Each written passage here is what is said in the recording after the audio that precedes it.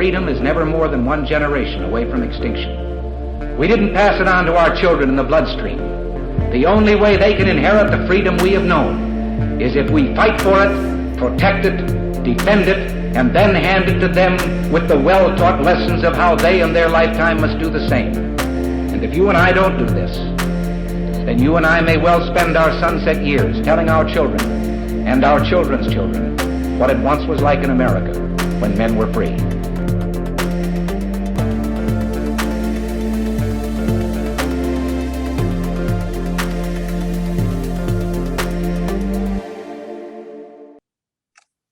Hey everybody, welcome to episode number 369 of Gun Freedom Radio, where we engage, we educate, and we inform. We are brought to you by azfirearmsauctions.com, where you set the price on guns, ammo, and accessories. I am one of your hosts, Cheryl Todd. And I'm the other guy, Dan Todd. Our theme today is law of defense, and we have two guests today. We do. We have Lana Bryan and Sin Ladd. Lana is an operations manager for US LawShield and oversees 9 states for the company and has been with the company for 8 years.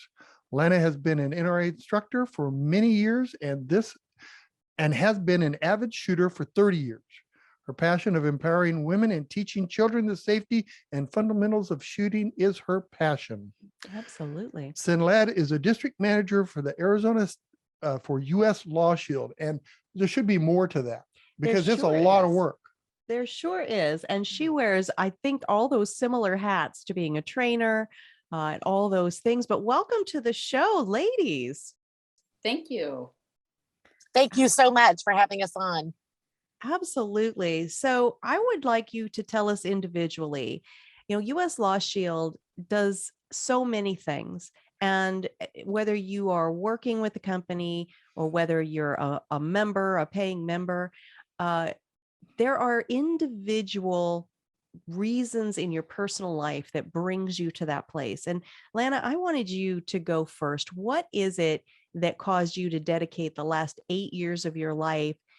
This isn't just, a job to do, that you are impacting people's individual personal lives. And we've got you muted accidentally. Let's get you unmuted. There you go. Go ahead. Okay. So, thank you, Cheryl. Thank you, Dan. Honestly, the reason why I did it, because as an instructor, it was so important that I teach my students the fundamentals, the marksmanship. I get their groupings at $half size at 7 yards. I teach them the laws of where to carry, where not to carry. Everything to make sure that they're a responsible gun owner. But what kind of instructor am I if I don't teach them the full 360? What happens after they've had to use force? What happens after they've had to stop the threat? Then what happens to the average citizen? A lot. You're going through the legal system because we don't have a justice system. And so because of that, doing that portion of what I love about LawShield is why I flipped my hat to go to the other side and really try to explain to students across this country, thousands and thousands, of why you have to have a program in place so that you have the protection that you need. God forbid you have to use force. Boy, that is so well said. And Miss Sin, part of the reason we didn't put all of your accolades in your description is because you have such a personal and personalized story about why self-defense and being prepared and ready is so important. So why LawShield, US LawShield? And talk to us a little bit about your own personal experiences. Thank you, Cheryl. And thank you, Dan. It's nice to be here. And hi, Lana. My background is a little bit different than Lana's. I would say my personal experience of having grown up with learning disability, undiagnosed, ADHD, it just wasn't usual back in the 50s or 60s for girls, especially, to be acknowledged as having those issues. So at a very young age, I had to learn how to adapt, read rooms, read people, and just figure out how to fit in. Unfortunately for me, that left me with a lot of fear in my life. And going into my early years and into my business life, I learned how to fake it while I was trying to make it. But that wasn't a real healthy way to live. And as I've gotten older, I realized there's a lot of women out there that have gone through a very similar struggle as myself.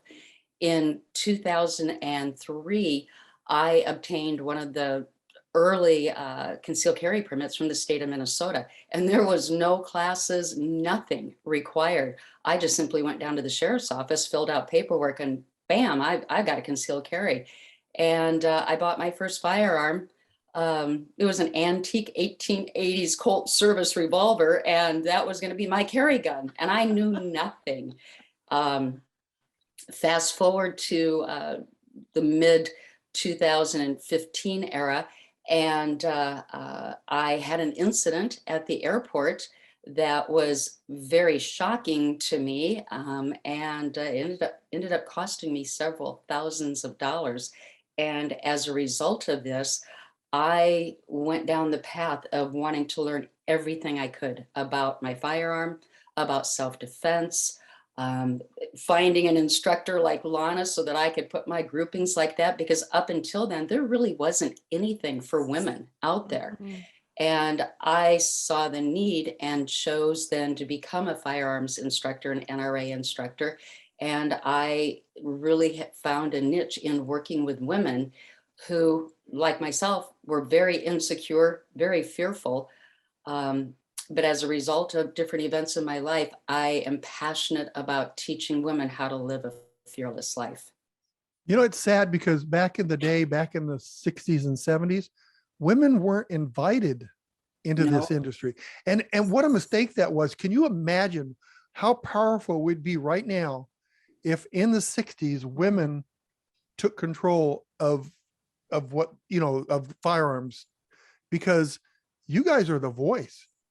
You're the ones that are making it so people are aware, because guys just didn't talk about stuff like that. Well, we still were suffering with the roles of the 50s, you know, post-depression, post-World War II. And our role was supposed to be in the home. And having grown up in the 60s and into the 70s, I think I put in my description, I had to learn how to taptoe around in the china closet when I was actually a bull. And I got kicked out of home ec. I didn't want to learn how to cook. And I was the first girl in my school to take shop.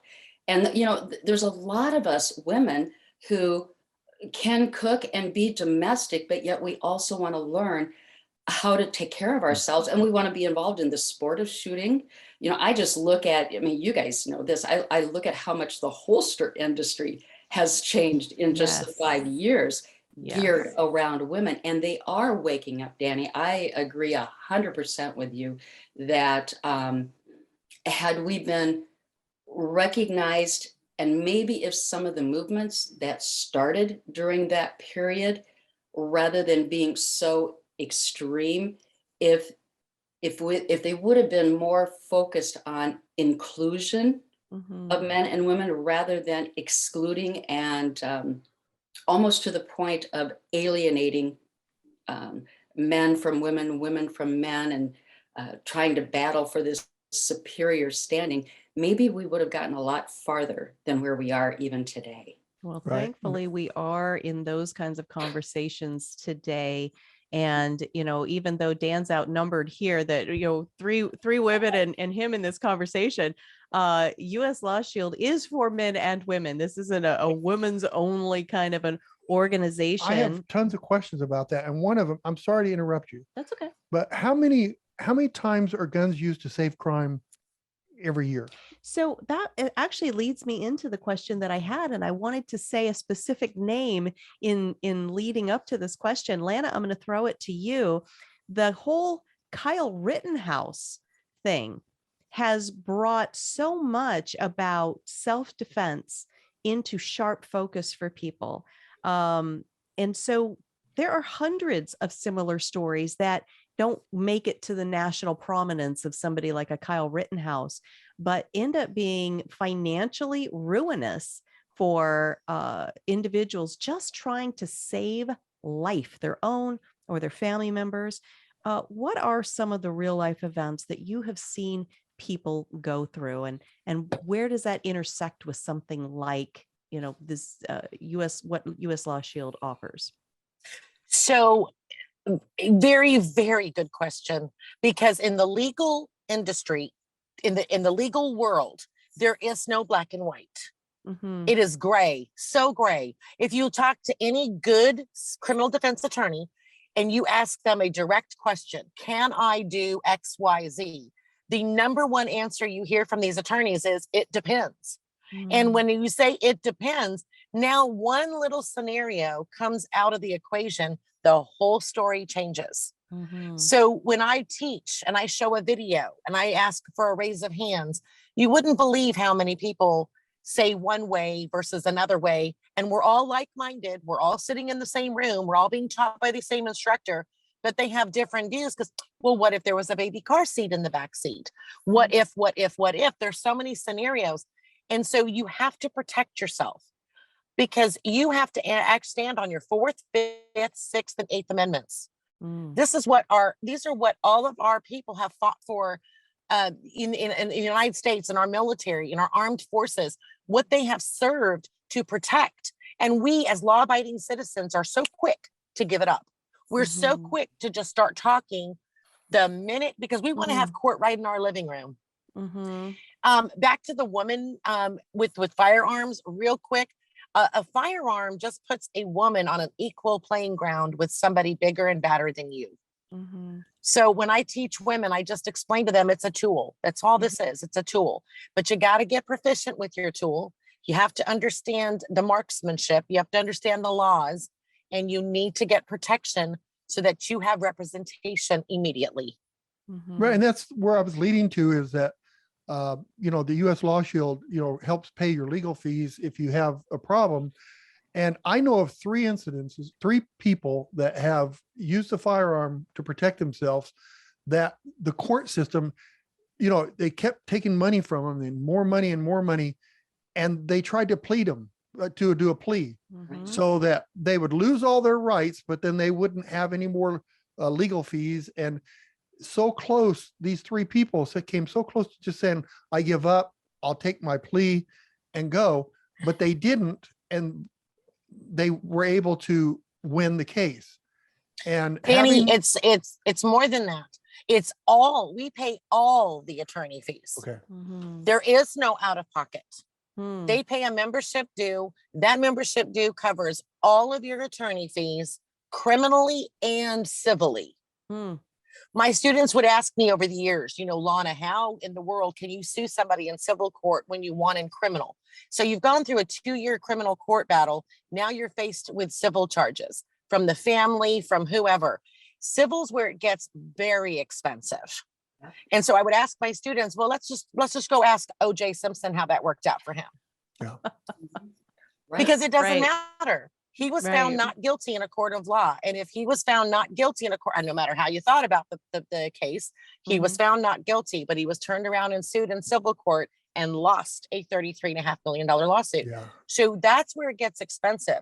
LawShield has your back from the start to the end, all appeals, all the way to the Supreme Court. We will not, 98% of every single 98% of every single self-defense case in this country is settled with a plea. That is the scariest stat that I want everyone that's listening, that's watching the show, can understand. 98%, because when you're charged with 20 years or you're facing 20 years, but the DA comes back to you and says 6 months probation, you're good. And you say, hey, that sounds a lot better because I don't have to pay my attorney fees anymore. I'm done. 6 months, I get to go home. I'm going to take that. That's a plea. That's admitting guilt. Yeah, a friend of ours, Marcus, the Santa shooter, called the Santa shooter out of Detroit. He defended and saved somebody's life, and he almost lost everything. And he was at a point, I got to plead because I can't afford to fight this anymore. And so what I want to explain to people, I mean, we're members of the US LawShield.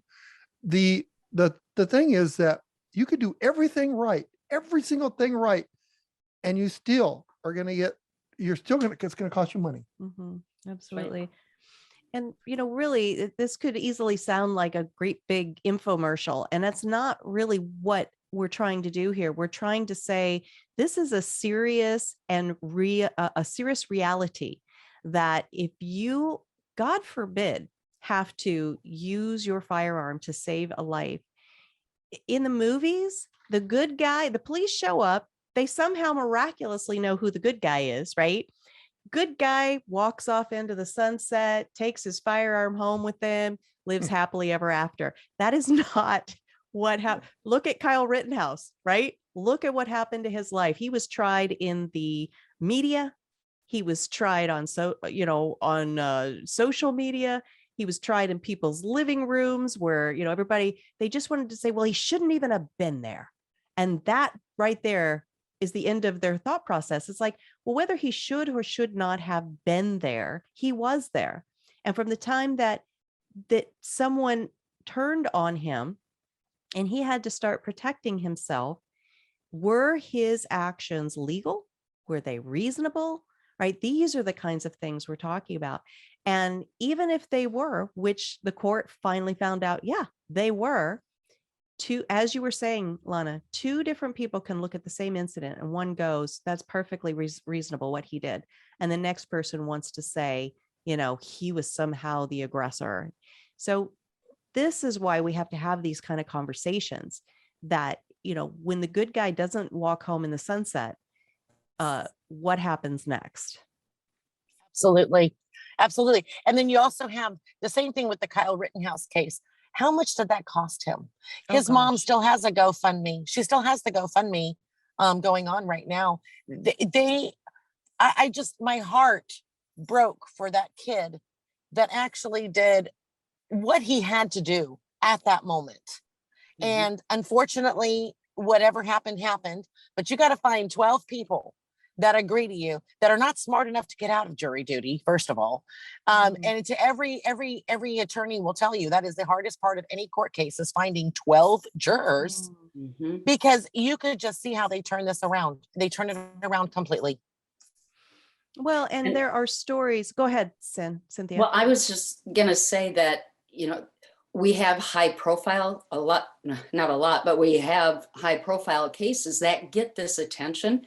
But to the everyday average person, somebody like myself, if you don't know the laws and staying current on the laws as an everyday carry person, you may not realize that by open carrying, you could be accused of brandishing. And just that scenario, I choose to open carry. I'm a smaller framed woman. This is my personal choice. I use it as a way for any predators, if they're out there, we know that they're out there. They're always stalking. They're always looking for opportunity. I want them to view me as not an easy, soft target. I choose to open carry for that reason. But recently I had a situation coming out of a store and somebody was confronting me, and I put my hand up and I turned to walk to my car, and they continued to try and confront me on something. Had I turned and engaged and had hands up saying things, maybe got firm with them, if I didn't understand the laws, and he could have called in, and the thing is, criminals lie, people lie. They make up stories and they tell the police, oh, that woman had a gun and she drew it and she threatened me. And had I not known, I don't turn and confront somebody when I am open carrying, I could have been met with a knock on my door and police there. And now I got to figure out what I'm going to do. And that's where US LawShield comes in, that I can call my attorney and say, hey, look, this is what happens. And they take it from there. And so it could be something as simple as maybe a scenario that's going to cost you $1,000, because I'm sure you guys know how much an attorney costs by the hour. Too much. My scenario that I dealt with back in 2013 was $5,500. Yeah. And I made a simple mistake. Yeah. And everyday people deal with this all the time. Yeah. And Most you people and don't I have that in their Cheryl, budget. well, we know what the laws, we know what's going on down at the Capitol, and we know how quick these things are changing all the time. And they're not always changing for the better for us too. Absolutely. My attorney is so expensive that at Christmas time, they send me a Christmas card and they bill me for it. Okay. All right. So It's one of his favorite jokes. I love it. I love that. but, you know, with okay, being a responsibly armed citizen, you know, you should do whatever you can to be as safe as possible and get the help and protection that you need. But we see all the 200,000 people a year that use a firearm to protect someone. 200,000, 2.5 Two- million okay, at least. 2.5 million. So if you carry a firearm, there is a chance, a pretty good chance, especially with some of these cities, the way that they're not going after criminals, there is a good chance that you're going to use your firearm and that you're going to face a court. Mhm.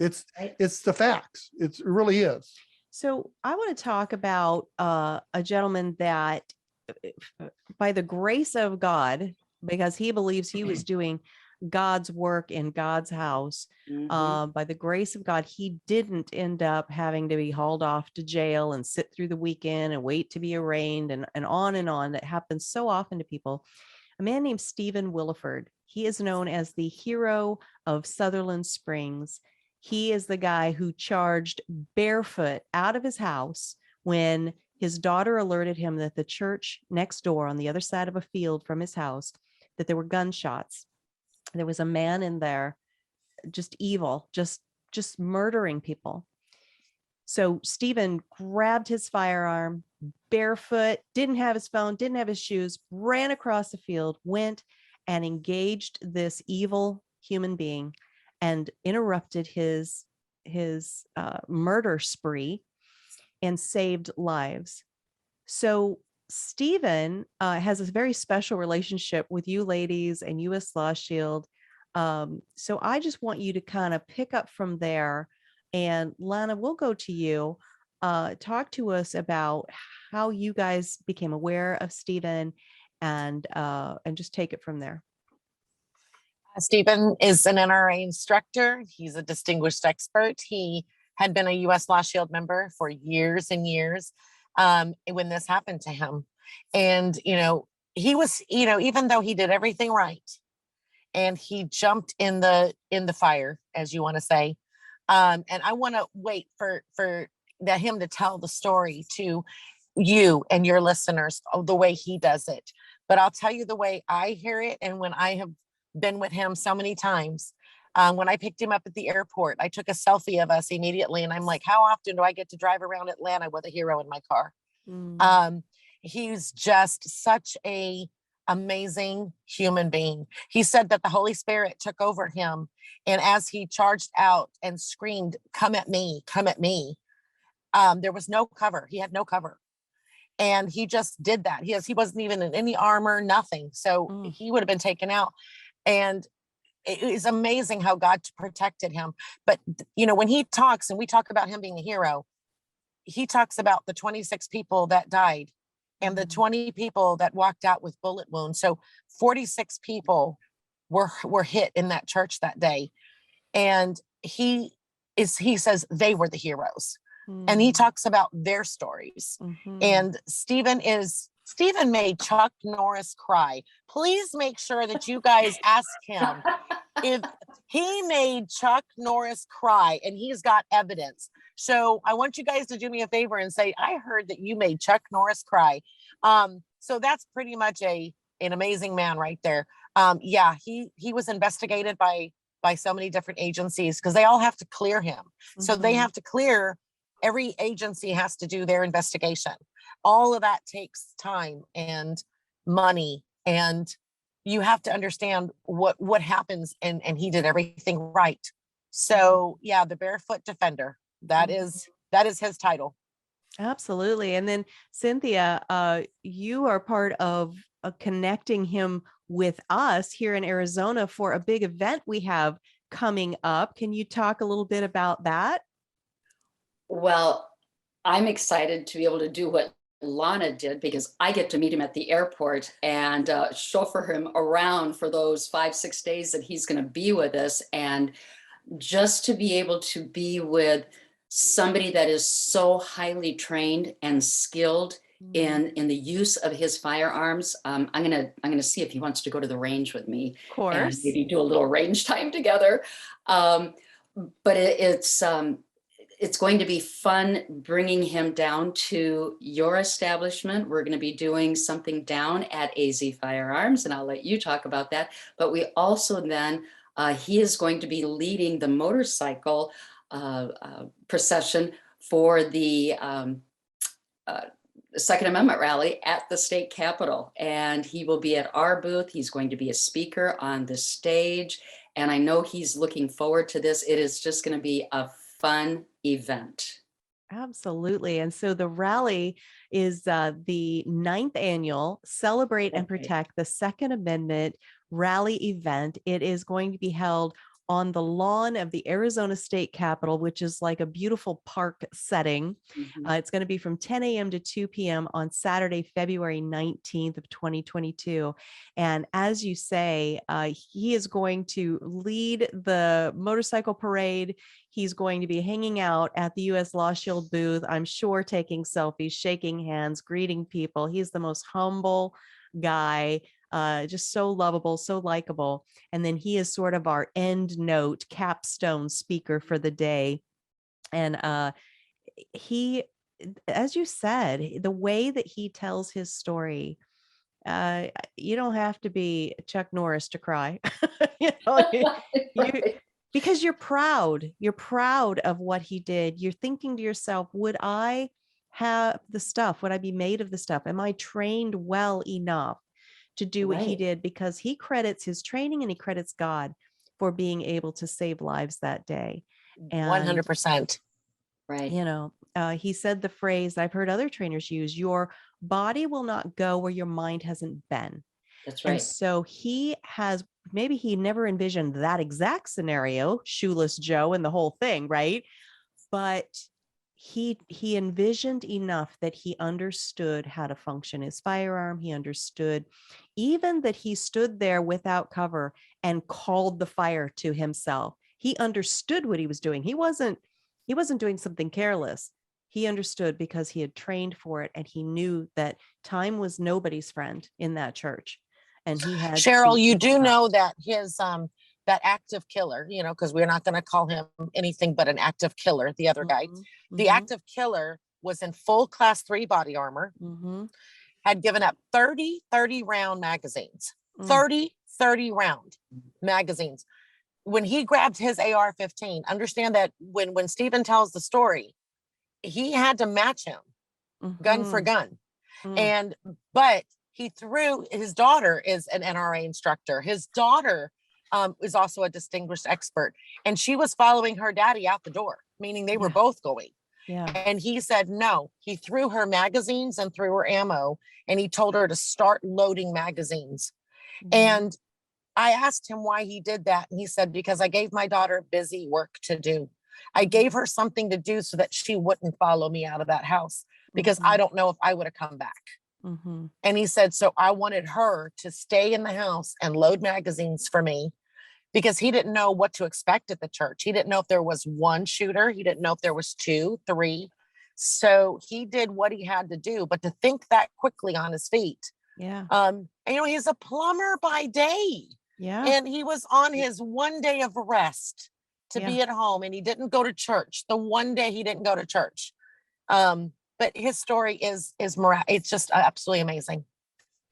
It so is. And you can just find inspiration in so many ways by listening to what he did, how he did it, who he credits, what he did next. And, you know, there are people out there that want to pigeonhole those of us that own guns and support our rights. And Stephen Williford's story, the events surrounding what happened in his life, make him very difficult, make it harder for the other side to pigeonhole, because bad guy, active murderer that was there doing evil things to other human beings, children, women, older people, in this church. The tool he chose, the AR-15. Oh, that must be because the gun's evil, right? Oh, wait. The man who ran towards danger in his bare feet, the tool that he used to save lives and stop murder. Wait, what was it? The AR-15. Right. So if the gun's evil, how do you square that? Right. Right. Right? You can't. You can't. You can't. And that's the left, and that is the absolute left's agenda. You know, the AR-15, the assault rifle, one pull of the trigger and 15 rounds come out at once. No. You know, I told my husband, I said, I'm telling you, honey, I mean, he's a gunsmith. I said, I really want one of those guns. Yeah. I mean, apparently I've never owned one. I also want an AK-47, you know, an assault killer that shoots one pull and 47 rounds come out at once. It's Oh, amazing what man. the left will say Mhm. to turn the narrative as I get to protect myself and my family and those I love, Mhm. whatever the cost. And Absolutely. I want to add, as a woman, Mhm. that levels the playing field. Mhm. Whether we're using a handgun, an AR, an AK, a shotgun, as a woman, I want every possible tool Mhm. legal that is available to me, so that I don't have to be a victim out there. I don't have to be afraid, because evil is out there. Evil will come to your door. And it isn't that we're out there looking for it, but by God, I want to be prepared so that I have every fighting chance to survive it. Right. And these lawmakers, I shake my head in disbelief at so many of them who are uneducated. They Yeah. make statements, they try and propose bills. They talk about trying to take our firearms away from us, but yet at the same time, they're pro-woman, and they want to support Definitely. our right. I mean, it's just such an oxymoron. Mhm. And for me, I'm tired of it. Mhm. I am just, I won't, let's see, HE double hockey stick, passionate about educating women, training women to be fearless, not listen to these fake stories on the media. And I want them to realize that this tool is just simply that. It's a tool. It's not a killing tool. It's a Mhm. tool to defend your life. And you become trained, you know how to use it. Mhm. You become proficient, because just like with Stephen, everything went on autopilot. And Mhm. that's what if you are going to have your firearm, you need to be prepared in 1 second. That's about the amount of time you're going to have to respond, 1 to 2 seconds on what do I do next? Here's the Mhm. threat. What am I going to do? You don't get to go, oh, wait, I got to check my lipstick. Yeah. Yeah. Doesn't work that way. I was like, wait, my gun's in this safe. My magazines are in a different safe, and then the ammo's out somewhere else. And there are states that they want you Yes. to be prepared in that way. And they want you to jump through hurdles of permission, asking someone else's permission, whether Right. you can defend your life and the lives of your family. That's madness. And if anybody out there watching this wants to see this madness play out, look at Kyle Rittenhouse's tape. That kid was running away, trying to get away. And you tell me that if you're in your home and somebody is kicking down the door, you're going to have time and you're going to have the wherewithal to be able to do a combination, punch in the code, to be able to get your ammo and go over here, get your firearm. It doesn't happen that way at all. The physiological changes that take place in your body when you go under extreme stress like that, it is crippling.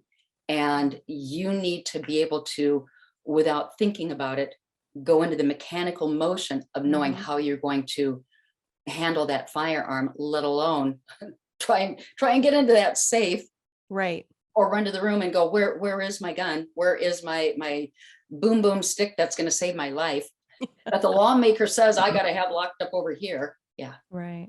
And being prepared beforehand. Yes. With the firearm, with the training, that's part of it. Being prepared for the aftermath You know, as you said, Kyle Rittenhouse and his family, they may never be able to dig out of the financial hole that they're in for the legal portion. I have no idea if somebody's coming after him civilly, but with his well-known household name, probably somebody somewhere is going to come up with something civilly. And that is why it's so important to at least know that there are things out there, protections out there like US Why LawShield. don't the gun manufacturers go after the criminals, sue them for using their gun improperly? Amen. Well, that's what the Sandy Hook Great victims idea. did. The Sandy Hook victims had a class action lawsuit against Remington and won. Right. No, he means I'm the saying go other the other way. So I'm Right. saying- So why can't it go the other way? Right, Yeah, right. correct. Why can't Remington go and say, hey, Right. you used that gun irresponsibly? It's not how we intended that gun to be used, I Right. love that and idea. sue them. And if Kyle Rittenhouse, if he's watching this show, I'd go after Brandon. Mhm. Yeah. I think he might be going after Brandon. I hope And, so. Yeah. And And all anybody the else supporters. That's Yeah. right. Absolutely. Telling you. Yep.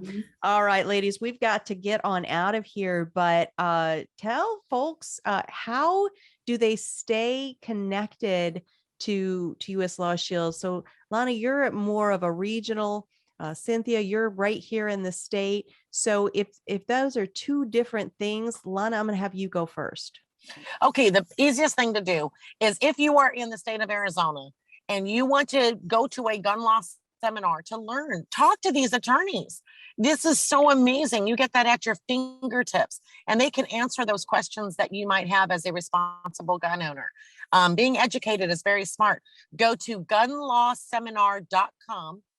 Click on Arizona or any state. So if you are watching this and you're in any state, click on any state you want to, and then you'll see the upcoming events, gunlawseminar.com.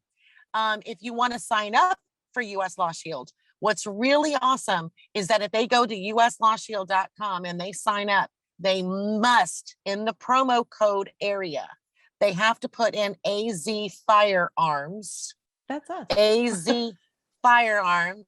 And the reason why is they get the locked in rate. So this is the real reasons why. They get the locked in rate. That rate will never increase on them as long as they stay a member. So unlike Netflix, you know, you pay $6.99 when I started and now I'm like $18.99, I think. It keeps increasing. With LawShield, it won't. So if they use AZ Firearms, it will not increase the life of their membership. There is no contracts. They can cancel anytime. And then they also get 2 free months if they do an annual. So that's really nice. And that's because of you and Danny. So AZ Firearms. Well, Thank you. Thank you for that. And that helps us kind of put our time and money where our mouth is, because we're saying that it's important to be trained and to have this kind of protection. And you're kind of helping us help others by doing that. Thank you for that, Lana. And Cynthia, as you said, on the 17th, it's a Thursday, February 17th, at our auction house, Pot of Gold Estate Auctions in Avondale, Arizona. It's 310 North Dysart Road, Building B. You are going to be chauffeuring our friend that we just talked about, Stephen Williford, over here. What can people anticipate for their evening?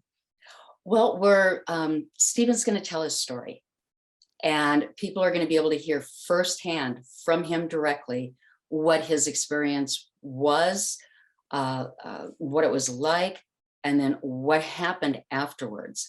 And it's going to be a very powerful, moving presentation on his part, because this is real. This is not a made-up story. This is real.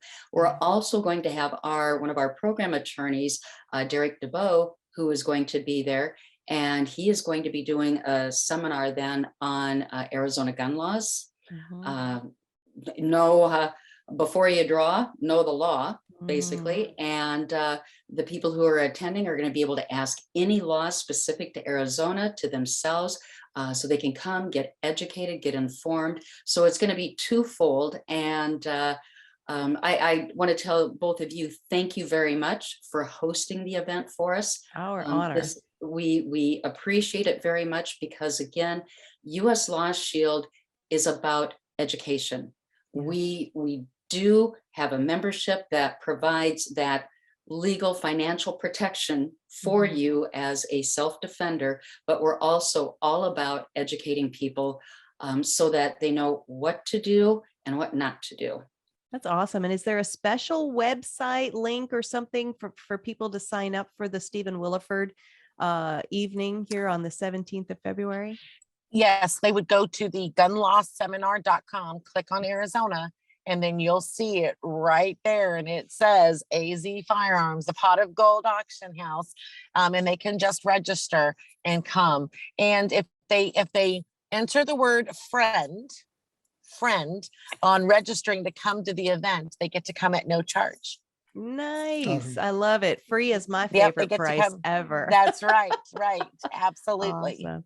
Well, ladies, thank you so much. This has been just eye-opening and refreshing in a lot of ways to know that there is help out there when we think all the way through any incident that we might be involved in. We've got to train beforehand, and we've got to have protection on the back end. And thank you so much, Lana Bryan and Cynthia Ladd. We appreciate you ladies so much. Thank Thank you for having us. Thank you Thanks, both. guys. Thank you. Have Thank a you. blessed day. Have Yeah. a blessed day. Bye. Bye-bye. Oh, that's so awesome. That is so awesome. Yep. Oh my goodness. I'm excited. We've been able to interview Stephen Williford on this forum, but to be able to have him here in Arizona in our building, that's going to be amazing. Knowing that he's sharing the importance of his story and the blessings that came out of his story with people. And then 2 days after that, out at the Arizona State Capitol, talking to the huge crowd that's going to be out there for the rally on the 19th, Saturday, February 19th, 10 a.m. to 2 p.m. It's going to be awesome. And none of that could have happened if it wasn't for US LawShield Right. sponsoring him to come all the way to Arizona. So thank you to US LawShield for stepping up and doing that. Wow, I didn't give you 2 words today to get in edgewise. Are you out of words? Am I allowed to talk now? Go. Quit kicking me. Quit kicking me. No, it's very interesting. I wanted to hear what they had to say more than me talking because it was good information. So. Mm-hmm. Yeah, for sure. So, all right. Well, we start wrapping up. I want to When you say wrapping up, it's like you want me to sing a song or rap? Clearly, no, I would never, ever mean that. Let's just make that super clear right now. Do not need you to rap. Okay. Right. There's a lot of talent there. That's so true. Steaming inside of me. Yes. With my rap. Mm-hmm. Yes, honey. Absolutely. And that's where we're going to leave that. But anyway, it would be a shame to waste it. And do you know that trailer park growths go around the side? Is that right? Around the outside. Yeah. Around the outside. Oh my gosh. All right. We are going to wrap it up with a nice little proverbial bow on top and say that if you want to go back and watch any portion of today's video or any of the videos that we've made with our subject matter experts, you can go to YouTube. Please subscribe. Please click the notifications button so you'll know when any new content comes up. Which finger do you use to do that? Pinky? Well, you got to have your pinky up when you do it. Right? Oh, okay. Everybody else says smash the notification button. And I'm like, we can be delicate about this, right? Very highbrow. Pinky up, notifications button. You can also go to... See if it works. No, them. Oh, them. You can go to GunStreamer, which is a more of a Second Amendment friendly version of YouTube, or the smartphone app called OpsLens. If you like to listen to the audio only version, then because maybe you're doing chores, out for a walk, right? On a bike ride, doing something like that, and you just want to hear it, you don't want to watch it, go to our website, GunFreedomRadio.com, click the On Demand tab, and binge listen to your heart's content. Darling. All of the episodes we have there. And if you click the guest tab, you'll see photos and bios and links to all of the guests that we've ever had on.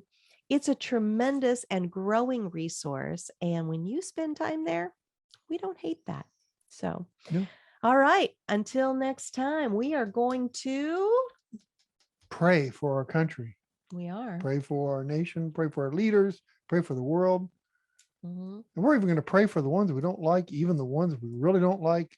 Right, Dan? Yes, right. We're going to pray for all of them. It's Pray almost for like you've done we have a that praying before. party. We're going to For- have a praying party Maybe especially the ones you don't like. for huh? guidance. For guidance. Yeah, Yes. I like it. To All be right.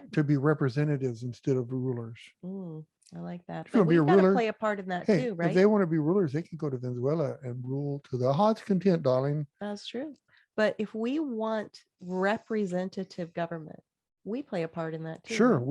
we have to find out who are the ones that really are constitutionalists, and we have to vote for them, and we have to support them. Mhm. And then once they're in office, do we just walk away because Oh, they no. got this? You visit them, Mhm. you call them, them, you talk to them, Write them? you Absolutely. you let them know that they're doing a good job or that they're drifting. Mhm. McCain, I mean drifting a little bit. Well, All right. Well, he on did, that note, yeah, until next time, he was a constitutionalist, at some point. and I don't get it. I mean, it's like you have something good. Why would you want something bad? I mean, if you want to look at good, look at our country from 1776 all the way to now. Mhm. And then you go look at countries like Venezuela. And we're talking about, what was that country where the guy, his dad was, his grandfather was a president? Colombia. No, it wasn't Colombia. It was, no, it wasn't. It was, Oh, but how their country went Yeah, from, they had a it left me. constitution and all of a sudden they have no constitution anymore. mhm. And, they're, Right. And when our nation was formed, there was some imperfections, right? 2 or 3. Yeah. Yeah. And I mean, slavery was still okay. Like, how is that ever okay? Right. So we've worked through some of those things. We're working towards improvement. And then people want to take that and say, oh, well, if we're working towards improvement, then how about, now healthcare is a right, and then that starts really messing things up. And then how because Brandon's saying that, that the isn't a Second right. Amendment can be adjusted or amended. Mhm. Is it So, Brandon? His name people- not Brandon. What's his name? Biden. Bye. Biden. But he and I get that confused. Sometimes I call him Biden. Oh, I know. It's Lots weird. of people, even Jen Psaki. But anyway, right. Even She Jen did it too? Psaki, the press secretary Secretary? for the White House. Did you circle around that one? Circle back? Yeah. Yeah. But anyway, the Constitution is not to be messed with in that way. And, he thinks that it can be, people didn't own cannons back then. Yes, they did. Yeah. It's crazy. I All right. want to think my great grandfather had cannons, Oh, I can almost guarantee. and he was your trying to figure out great-grandfather how to make a had flintlock into full auto. So- I That's would great. think that's what my grandpa would Oh have thought. my gosh. All right. We got to get out of here. I'm not done yet, but okay. All right, guys, thank you very much. Have a great day. Have a great week. Be good to each other. And God bless. Bye-bye.